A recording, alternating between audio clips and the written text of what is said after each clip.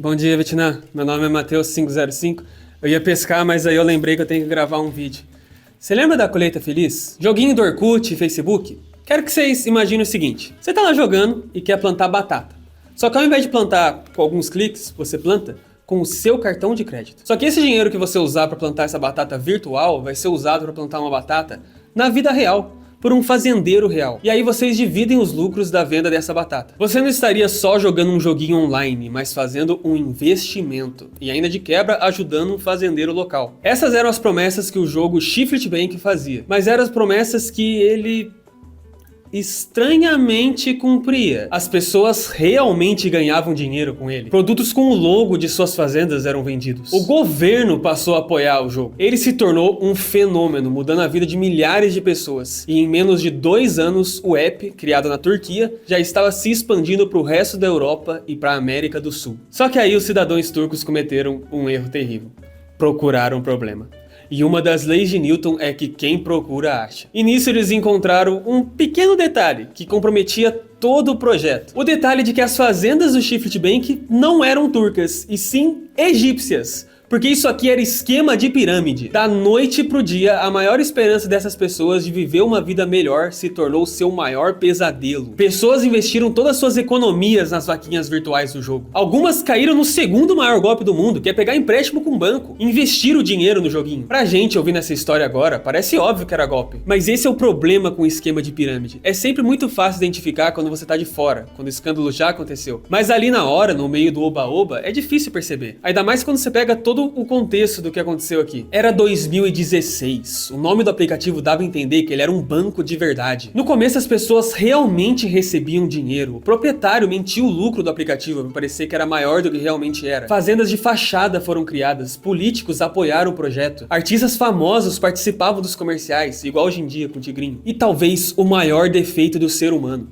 as emoções. A Turquia, que sempre foi um país muito forte no agronegócio, se encontrava numa época de vacas magras. Literalmente, o país não tinha carne mais. Eles estavam tendo que importar de outros países. Um professor de lá disse que a ideia de que você podia investir em vacas era muito atrativa para os turcos, porque eles sentiam que estavam investindo no próprio país. Quando é colocado dessa maneira, faz sentido eles terem caído nesse golpe. Mas todo esse sentido acaba quando você vê o criador do Shift Bank. Como confiar o dinheiro na mão desse cara? Se tem um momento que você deve julgar um livro pela capa, é quando o livro tá te pedindo dinheiro. Ele parece que vendia aqueles óculos raio-x falso pra ver mulher pelada. E eu digo isso porque ele realmente vendia esses óculos. Com apenas 25 anos, Mehmet Aydin enganou, tapeou e, pior de tudo, ludibriou 500 mil pessoas. No total, elas investiram 250 milhões de dólares e levaram um calote de 187 milhões. Por causa dele, pessoas foram à falência, entraram em depressão, algumas até cometeram suicídio. E o pior de tudo é que quando a verdade veio à tona, Mehmet havia desaparecido com quase todo o dinheiro, sem deixar nenhum rastro de pra onde foi. Mas como ele conseguiu fazer isso? Como isso terminou? Onde ele tá hoje em dia? Calma, vou falar.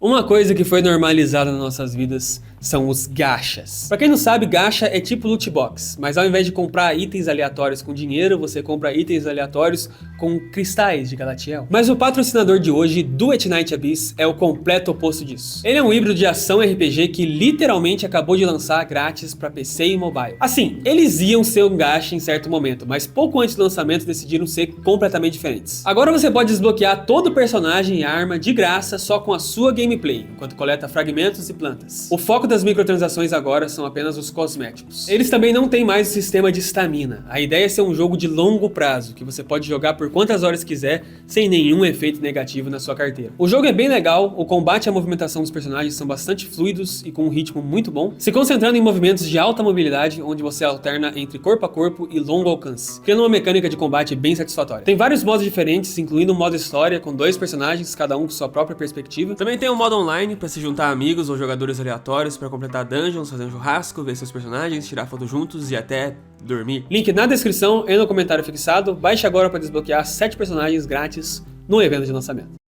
Primeiro de tudo, esse cara é um prato cheio pra um vídeo meu. Se você me assiste, você já deve ter percebido que eu amo falar sobre homens malucos. É o meu talento. Eu sou homem maluco há mais de 20 anos. E eu já conheci esse caso, porque em certo momento ele envolveu o Brasil. A gente é inevitável. E aí na época saiu a notícia em alguns sites, mas isso foi 5 anos atrás. Eu fui lembrar dele por causa desse vídeo. Ele fala mais da parte técnica do golpe, mas eu não gosto muito disso. Eu gosto da parte humana, de todo o contexto. Poucas coisas me fascinam mais que a mente de um trambiqueiro. Então eu me baseei nesse artigo, que o próprio vídeo usa de fonte. Quem quiser ler, eu vou deixar um link na descrição. Foi bem legal escrever esse vídeo, porque eu sempre escrevo o roteiro do zero, mas poder escrever esse com uma base tão completa assim, fez eu me sentir igual o Scorsese, adaptando o livro de gangster pra filme. Mas ao invés de ganhar um Oscar, eu vou ganhar um prêmio Nick.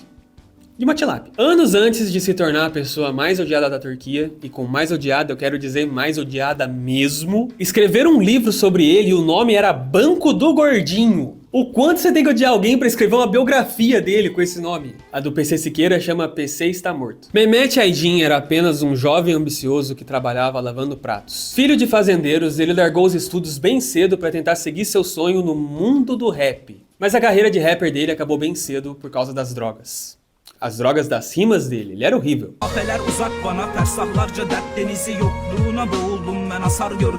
Então começou a fazer bicos como garçom e garçom e garçom. É bom ver as oportunidades que a juventude tem. Mas o tempo todo ele não desistiu de sonhar grande. Ele sabia que só precisava de uma única boa ideia para mudar de vida. Até que ele finalmente encontrou essa ideia. Óculos de raio-x pra ver mulher pelada. Aí ele percebeu que estava errado. Foi em 2016, aos 25 anos, enquanto pensava na sua infância humilde como fazendeiro, que ele teve uma epifania e chegou no conceito do Shift Bank. A promessa é que graças ao seu passado ele tinha contato com vários fazendeiros espalhados pelo país e ele investiu o seu dinheiro neles. Ele contratou um game designer e com só $3.000 na conta ele iniciou suas operações. E o jogo foi um sucesso instantâneo. A premissa de poder investir no agronegócio da Turquia atraiu 50 mil investidores para o aplicativo em 8 meses. Mas como sabemos hoje, o que acontecia por baixo dos panos não era investimento em fazendeiros, e sim um esquema Ponzi. O esquema Ponzi é um tipo de esquema de pirâmide inventado pelo contador Ponzi. Vamos entrar no mundo da fantasia aqui e fingir que eu tenho 3 amigos. Eu falo pra eles, eu tô com uma empresa aqui, e se você me der R$1.000, eu te devolvo 2. Os 3 participam e de repente eu tenho R$3.000. O que eu faço então é mentir que a empresa deu muito certo e dou R$2.000 pra um deles. Mas ele não vai ficar com dinheiro, porque quando eu entregar, eu vou dizer, mas se você deixar comigo, eu te devolvo 4. Ele não é bobo de recusar. Ele sentiu o gosto de dinheiro fácil. Eu então vou repetir esse processo com meus outros 2 amigos. E o que vai acontecer é que esses amigos vão falar para os amigos deles. Tem um investimento ali que tá pagando muito. E então mais pessoas vão entrar pro meu esquema, me dando mais dinheiro. Eu vou repetir o processo com todos eles, que então vão chamar mais amigos, que vão me dar mais dinheiro ainda. Porque o investimento é seguro, o Matheus paga direitinho, ele paga na hora. Eu então fico aqui, só administrando e vou repetindo esse processo de dar e tirar de novo e de novo e de novo, até o momento que alguém começar a desconfiar, ou que muita gente pedir para sair, ou que o esquema pare de crescer, ou que me dê tendinite. Aí o próximo passo é comprar uma passagem pro Tahiti. É mais fácil você conseguir enganar pessoas próximas do seu círculo social, numa operação quase que secreta. Agora, enganar milhares de pessoas publicamente é outra história. O pulo do gato do Mehmet, pulo da vaca, não tem gato em fazenda, é que ele comprou fazendas de verdade na sua terra natal, o que facilitou controlar a narrativa de que era um investimento real. Você não estava mais investindo em fazendeiros anônimos sem rosto. Está investindo na fazenda do Mehmet. E fortalecendo ainda mais a sua fachada, ele montou uma franquia de mercadinhos, com mais de 100 mercados oficiais do Shift Bank. E para quem não sabe, uma franquia você paga para entrar nela. Era só dar $30.000 pro Mehmet que ele te ajudava a abrir seu próprio mercadinho Shift Bank. Ou seja, ele deu golpe nessas pessoas também. Todos que jogavam ganhavam descontos para comprar nesses mercados. E todos seus produtos vinham com o logo do jogo, indicando que aqueles eram produtos que vieram direto de uma fazenda oficial Shift Bank. Era neles que você estava investindo. Mas obviamente não vinham das fazendas. O Mehmet comprava esses produtos de outros lugares e colava o logo depois. Todo esse sucesso aparente fez o Mehmet ficar muito famoso e ele amava a atenção. A gente tem que lembrar que ele queria ser rapper. Começou a dar entrevista pra TV, fazer evento pro aplicativo, virou amigo de várias pessoas famosas. E tudo isso fez o app crescer ainda mais, ao ponto de começarem a expandir para outros países. Tava tudo encaminhado para lançar um aplicativo na Alemanha, no Azerbaijão e na Argentina. Escolha estranha de países, mas se é pra enganar alguém, que seja argentino. Foi apenas 1 ano e meio depois, no fim de 2017, que começaram a suspeitar do Mehmet. As pessoas que trabalhavam para ele começaram a perceber que ele gastava muito dinheiro. Andava de jatinho particular, comprava carro esporte, iates, mansões, no plural. E os guarda-costas dele também estavam ficando incomodados com seus hobbies, que eram apostar, cheirar cocaína e comer prostituta. Não pode fazer nada mais então, tem que ser santo agora. Mas pior que os trabalhadores, também tinha outra pessoa desconfiada: o governo federal. Acontece que nos primeiros meses de sucesso da empresa, o Mehmet decidiu fazer um trambique geográfico. Eu não conheço muito de geografia, então se eu falar algo errado e algum especialista quiser me corrigir nos comentários, guarda pra você. Mas foi um trambique envolvendo Chipre. Desde 1964, o Chipre se encontra dividido em 2 partes. E esse norte do Chipre é considerado um estado de facto. Um estado de facto é um lugar que age como se fosse um país, mas que o resto do mundo não reconhece como país. Só ali mesmo onde tá rolando o conflito. É isso que o Sul quer fazer quando eles dizem que querem separar do Brasil. Eles querem montar a Gaúcholândia. Essa parte é conhecida como a República Turca do Chipre do Norte. É um território que apenas a Turquia reconhece como país. O trambique que o Mehmet fez é que ele abriu uma conta bancária e algumas empresas de fachada no Chipre do Norte. E como lá é um país apenas na prática e não no papel, o Mehmet não precisava pagar imposto para o governo turco. Uma ideia genial no curto prazo, mas que no longo prazo ele viria a se arrepender profundamente. Porque quando o governo turco finalmente percebeu isso, ele mandou um aviso para todos os bancos da Turquia.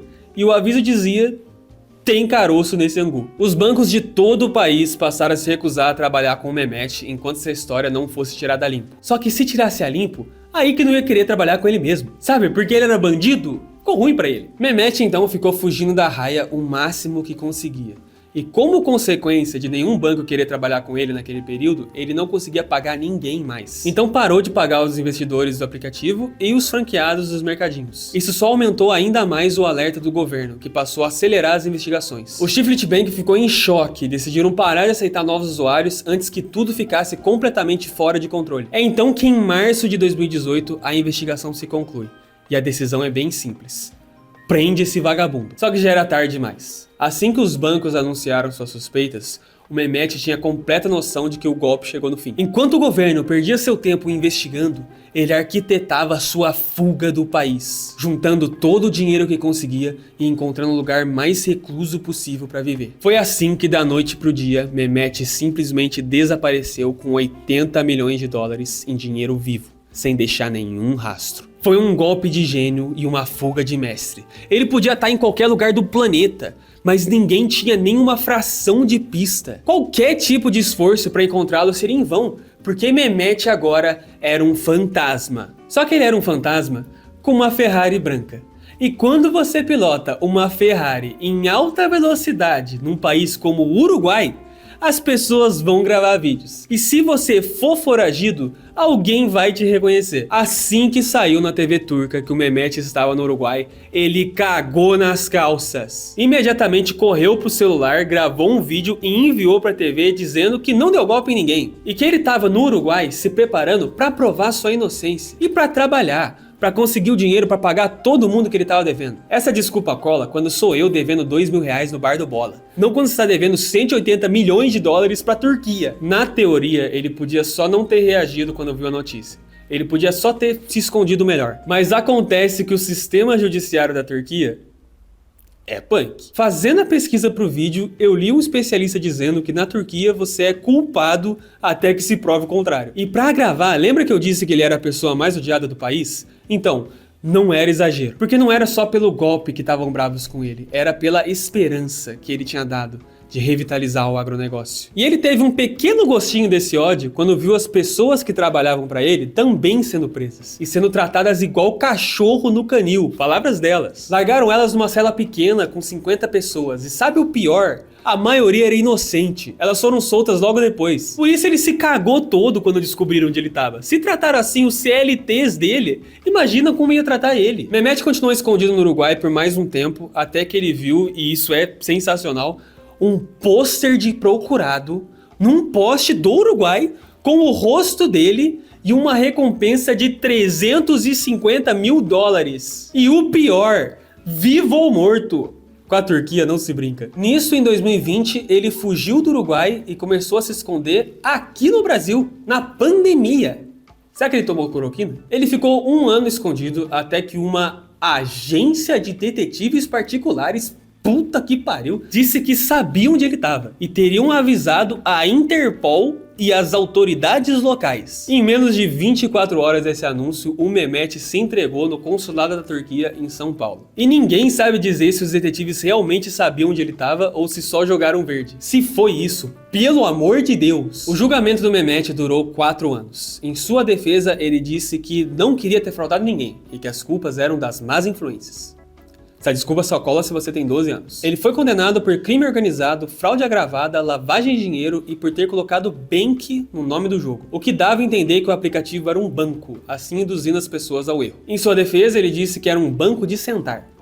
E não é piada, ele disse isso de verdade. Só que assim, me juraram que o sistema judicial turco era implacável, mas vendo a sentença que ele pegou, não tem nada demais não. O cara roubou 187 milhões de dólares e no fim foi sentenciado a pagar 13 milhões. E pegou só 45 anos de cadeia. Bem decepcionante. Eu achei que a Turquia era mais forte.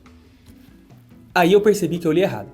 E que ele pegou 45 mil anos de cadeia. E saiu no lucro ainda, porque a promotoria queria 89 mil. Mehmet começou a cumprir sua sentença em fevereiro de 2025 e deve ser reintegrado à sociedade em fevereiro de 47.301. Lili vai cantar, Mehmet! Agora, na era dos influencers, apareceram milhares de maneiras para ficar rico rápido na internet. O que eu quero que vocês tirem desse vídeo é que se algo parece bom demais para ser verdade, é golpe. Não existe curso pra ficar rico. O cara fica rico porque ele vende curso, enganando o otário. E as únicas pessoas que falam bem do curso têm link de afiliado. Pega tudo que você aprendeu aqui nesse vídeo e usa pra identificar quando algo é esquema de pirâmide.